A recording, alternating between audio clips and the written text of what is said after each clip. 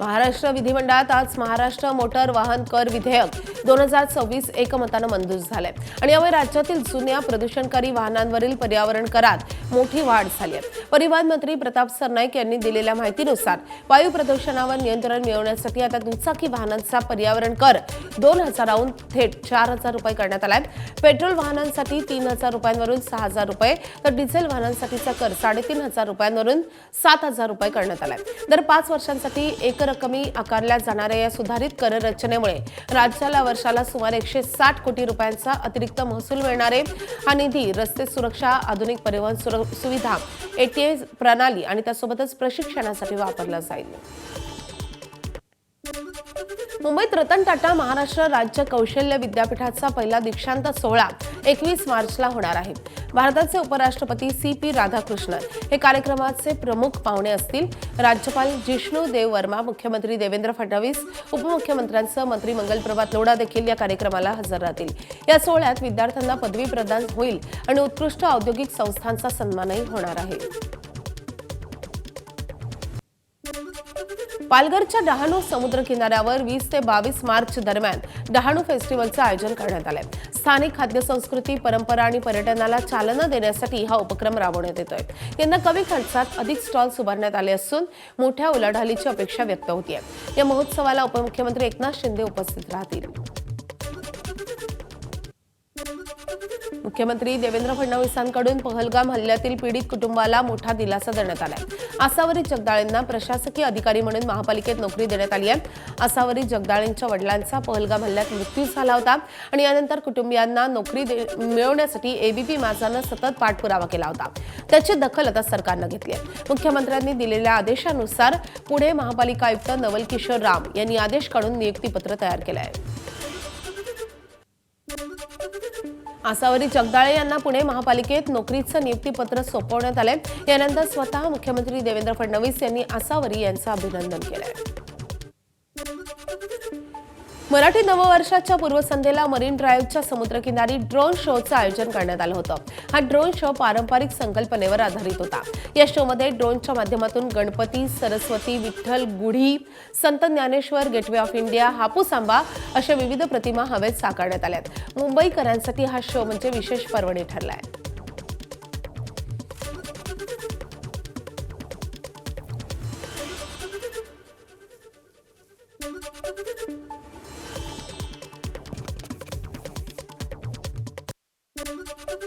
बारामती तालुक्याला अवकाळी पावसाचा फटका बसलाय। जिरायती शेती असलेल्या भागात गारपीट आणि अवकाळी पाऊस झाल्यानं शेतकऱ्यांचं प्रचंड नुकसान झालंय। अचानक आलेल्या पावसानं शेतकऱ्यांची तारांबळ उडाली आहे। मात्र या आलेल्या पावसानं कलिंगड, टरबूज, कांदा यासह अन्य पिकांना फटका बसलाय। खरं तर एकीकडे शेतमालाला भाव नाहीये आणि त्यात या अवकाळीनं शेतकरी पूर्णपणे हवालदिल झालाय। सातारा जिल्ह्यातही अवकाळी पावसानं हजेरी लावली आहे। फलटण तालुक्यातील धुमाळवाडी आणि गिरवी परिसरात विजांच्या कडकडाटासह गारांचा पाऊस कोसळलाय। सुमारे अर्धा तास झालेल्या गारपिटीमुळे काढणीला आलेल्या पिकांना फटका बसण्याची शक्यता आहे। विशेषतः डाळिंब आणि आंब्याच्या मोहराचं नुकसान होण्याची भीती शेतकऱ्यांनी व्यक्त केली आहे। सोलापूर जिल्ह्यातील सांगोला तालुक्यातही गारपीट झाली आहे। जुनोनी, जुजारपूर परिसरात तुफानी गारांचा पाऊस झाला असून द्राक्ष, डाळिंब आणि केशर आंबा पिकांचं मोठं नुकसान झालंय। गारांच्या वाऱ्यामुळे द्राक्षाचे मणी फुटले, डाळिंबाचा मोहर गळून पडलाय तर आंब्याच्या कैराही मोठ्या प्रमाणात खाली पडल्या आहेत।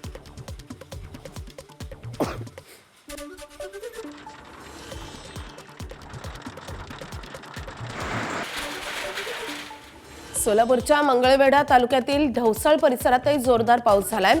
ढवसळ गावात वादळी वारा आणि विजांच्या कडकडाटासह गारांचा पाऊस झालाय। हिंगोली जिल्ह्यातही जोरदार वादळी वाऱ्यासह अवकाळी पावसानं हजेरी लावली आहे। अचानक झालेल्या पावसामुळे शेतकऱ्यांच्या तोंडचा घास हिरावला गेला असून गहू, ज्वारी आणि हरभरा पिकांचं मोठ्या प्रमाणात नुकसान झालंय। काढणीला आलेली पिकं भिजून जमीनदोस्त झाली असून उत्पादन घटण्याची भीती शेतकऱ्यांनी व्यक्त केली आहे। या नुकसानीमुळे शेतकरी आर्थिक अडचणीत सापडला असून तत्काळ पंचनामे करून मदत द्यावी अशी मागणी होती आहे। नांदेड जिल्ह्यातही अवकाळी पावसाचा मोठा फटका बसलाय। वादळी वाऱ्यासह झालेल्या पावसामुळे नायगाव आणि देगलूर तालुक्यातील कापणीला आलेली उन्हाळी ज्वारी ही जमीनदोस्त झाली आहे। बाजारात भाव मिळण्याची चिंता शेतकऱ्यांना भेडसावतीये।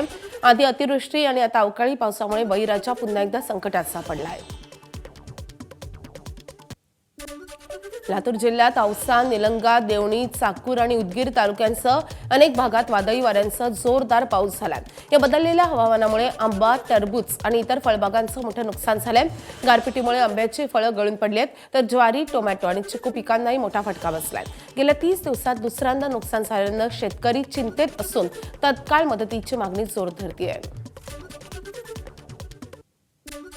गोंदियाच्या मोरगाव अर्चनी तालुक्यातील शिरोली महागाव परिसरात वादळी वाऱ्यासह गारपीट झाली आहे। अचानक झालेल्या या पावसामुळे मका पिकाचं नुकसान होण्याची शक्यता व्यक्त होते, तर धान पिकाला मात्र याचा काहीच फायदा होणार असल्याचं सांगितलं जात आहे।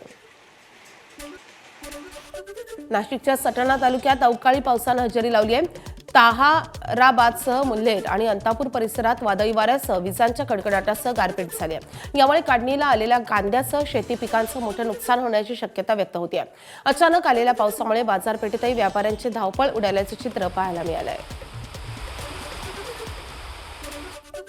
बीड तालुक्याच्या नेकनूर मांजरसुंबा परिसरात वादळी वाऱ्यासह तुफान अवकाळी पावसानं दमदार हजेरी लावली आहे। या पावसामुळे धुळे सोलापूर राष्ट्रीय महामार्गावरील सर्व्हिस रोडवर गुडघाभर पाणी साचलं होतं आणि त्यामुळे वाहनधारकांची तारांबळ पाहायला मिळाली। हवामान विभागानं वर्तवलेल्या अंदाजानुसार तब्बल पाऊण तास पावसानं हजेरी लावली। या पावसाने रबी हंगामासह फळबागांनाही फटका बसण्याची शक्यता आहे। नाशिकमधील बहुचर्चित अशोक खरात उर्फ कॅप्टन या बंधुबाबाला पोलिसांनी अटक केली आहे। गुंगीचं औषध देऊन महिलेवर बलात्कार केल्याप्रकरणी सरकारवाडा पोलीस ठाण्यात गुन्हा दाखल झाला होता। काल बंधुबाबाला नाशिक जिल्हा न्यायालयात हजर करण्यात आलं असता 24 मार्चपर्यंत पोलीस कोठडी सुनावण्यात आली आहे। दरम्यान या बंधुबाबाकडे अनेक राजकीय नेते, अधिकारी आणि सेलिब्रिटी येत असल्याचं तपासात उघड झालंय। सिन्नर तालुक्यातील त्याच्या मंदिरामुळे तो यापूर्वीही चर्चेत आला होता। पोलीस स्टेशन सरकारवाडा येथे CR नंबर 74/2026 असा गुन्हा दाखल झालेला आहे फिर्यादीच्या तक्रारीवरून। भारतीय न्यायसंहिता कलम 64, 74, 351 आणि जादूटोणा प्रतिबंध कायदा कलम 3, कलम 1, 2 प्रमाणे हा गुन्हा दाखल करण्यात आलेला आहे। तपास चालू आहे। क्राईम ब्रांच युनिट 1 आणि गुंडा पथक तपास करीत आहे। नाशिकमधील बंधुबाबा कॅप्टन खरातची पाद्यपूजा खुद्द राज्य महिला आयोगाच्या अध्यक्षा रुपाली चाकणकरांनी केल्याचा व्हिडिओ समोर आलाय। तसंच बंधुबाबा कॅप्टन खरात सोबतचे चाकणकरांचे फोटो सुषमा अंधारेंनी ट्विट केलेत।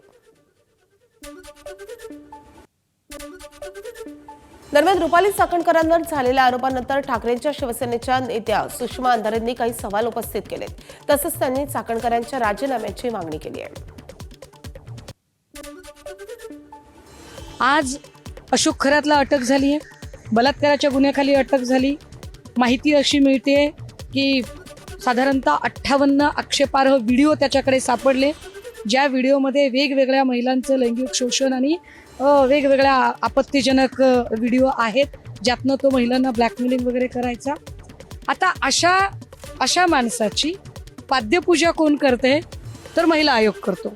जे पद महिलांना न्याय देण्यासाठी निर्माण झालं होतं, त्याच पदावरची व्यक्ती जर अशा बलात्काराचे आरोप असणाऱ्या लोकांची पाद्यपूजा करण्यामध्ये आपला वेळ खर्च घालत असेल, तर अशा व्यक्तीला लवकर पदमुक्त केले पाहिजे, कारण त्याशिवाय या संपूर्ण प्रकरणाची चौकशी होऊ शकत नाही। अशोक खरातच्या भक्त असलेल्या चाकणकरांना कोणत्याही पदावर राहण्याचा नैतिक अधिकार नाही, असं पवारांच्या राष्ट्रवादीचे नेते विकास लवांडे यांनी म्हटलंय। अशोक खरात जो स्वतःला कॅप्टन म्हणवतो, जो एक ज्योतिषी म्हणून वावरतो, त्याने एका महिलेवर अत्याचार केला, बलात्कार केला, त्याला त्याच्यामध्ये अटक झाली। महिला आयोगाच्या अध्यक्षा रुपाली चाकणकर त्यांची पाद्यपूजा करतायत, त्यांना छत्री धरतायत, त्यांच्या सेवेकरी दिसत आहेत। जे फोटो दिसत आहेत ते पाहून मनाला खंत वाटते।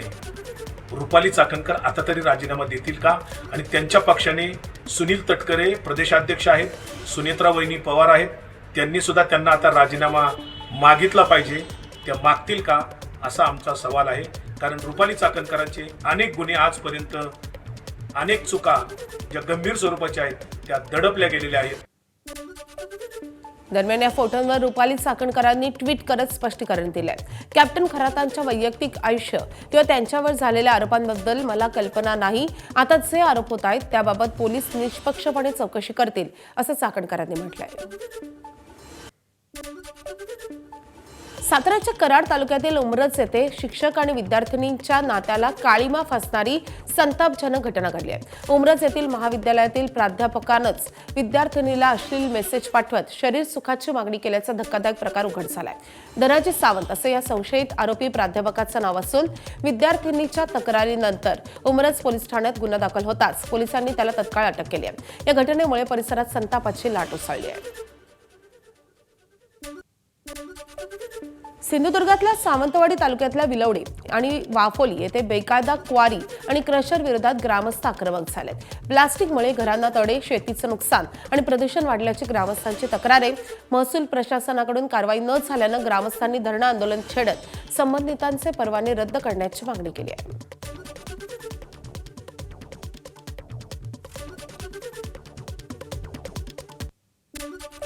चिपळूणच्या हशीम फॅशन नावाच्या कापड दुकानातील वादग्रस्त रील्सवरून मोठा तणाव निर्माण झालाय।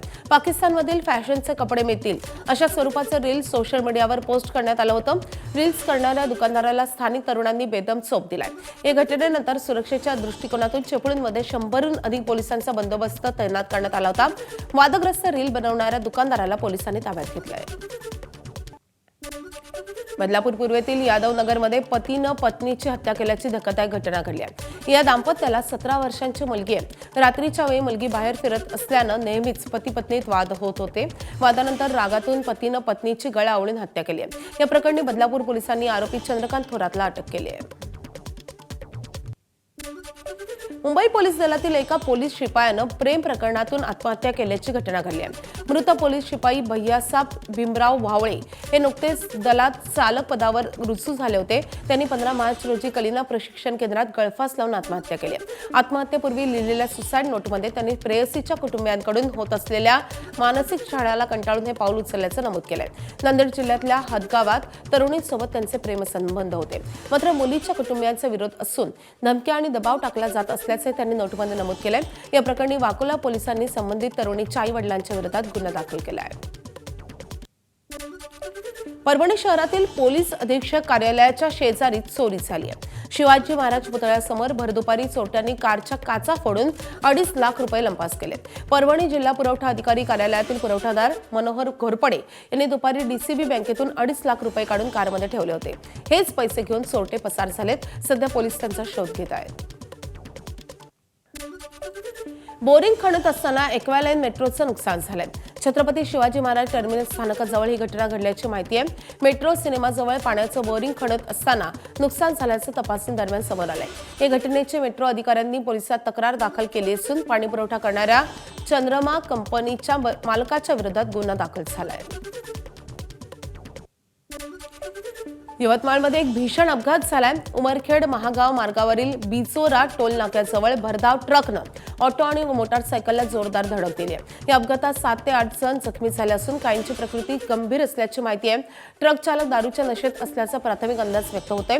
जखमींना तातडीनं रुग्णालयात दाखल करण्यात आलं असून या अपघातामुळे काही काळ वाहतूकही विस्कळीत झाली होती।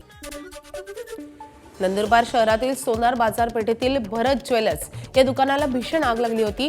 दुकानाच्या 3ऱ्या मजल्यावर ही आग लागल्यानं मोठी वित्तहानी झाल्याची शक्यता वर्तवली जाते। अग्निशमन दल आणि पोलीस प्रशासन घटनास्थळी दाखल झाले होते। आगीचं कारण मात्र अस्पष्ट आहे। बुलढाण्याच्या सिंदखेड राजामध्ये जिल्हा आपत्ती व्यवस्थापन विभागाकडून तालुकास्तरीय आपत्ती व्यवस्थापन कार्यशाळेचं आयोजन करण्यात आलं होतं। या कार्यशाळेसाठी तालुक्यातील जवळपास 150 आशा सेविकांनी उपस्थिती लावली आहे, पण भर उन्हात उपाशी राहण्याची वेळ त्यांच्यावर आली आहे। फक्त 100 जणांच्या जेवणाची व्यवस्था करण्यात आल्याचं म्हणत आशा सेविकांना जेवणाच्या ताटावरून उठवण्यात आलं। उपाशी राहिल्यामुळे काही जणींना चक्करही आली। यानंतर संतप्त आशा सेविकांनी प्रशिक्षणावर बहिष्कार टाकला आणि तहसीलदारांकडे रोष व्यक्त केला आहे। अकोल्यातून सामाजिक न्याय विभागाच्या डॉक्टर बाबासाहेब आंबेडकर वसतिगृहात विद्यार्थ्यांना निकृष्ट दर्जाचं जेवण आणि सडलेली फळं दिली जात असल्याचा आरोप होतोय।